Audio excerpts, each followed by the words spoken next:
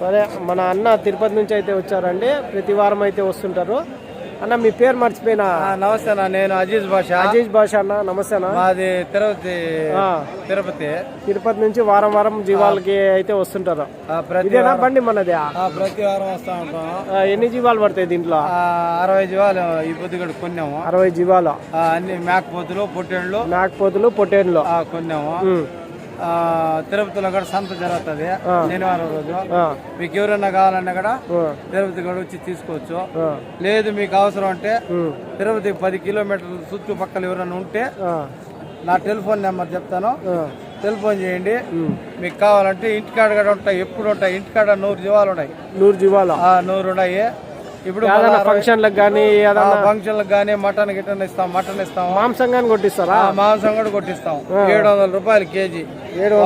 వాళ్ళ ఎదురుగానే వస్తే కోసి వాళ్ళ ఎదురుగానే ఇస్తాం. మళ్ళీ దాంట్లో గిల్తీలు ఏముండవు. లేదంటే డైరెక్ట్ గా అట్లా అట్లా లైవ్ కూడా ఇస్తాం.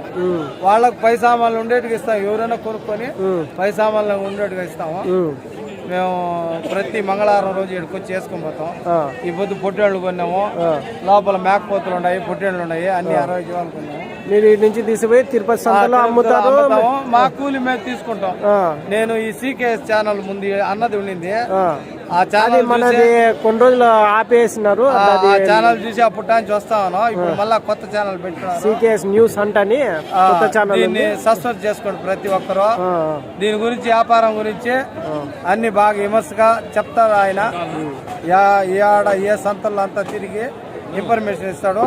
మీరు ఈ ఛానల్ సబ్స్క్రైబ్ చేసుకోండి. నా టెలిఫోన్ నెంబర్ చెప్తాను. మీరు తిరుపతి చుట్టుపక్కల 10-15 కిలోమీటర్ల లోపల ఉండేవాళ్ళు ఎవరైనా ఫోన్ చేసి మీకు యాట్లు కావాలా, లేదా ఇన్ఫర్మేషన్ ఏమన్నా కావాలా కదిరి గురించి నేను చెప్తాను. ఏమి ఇబ్బంది లేదు.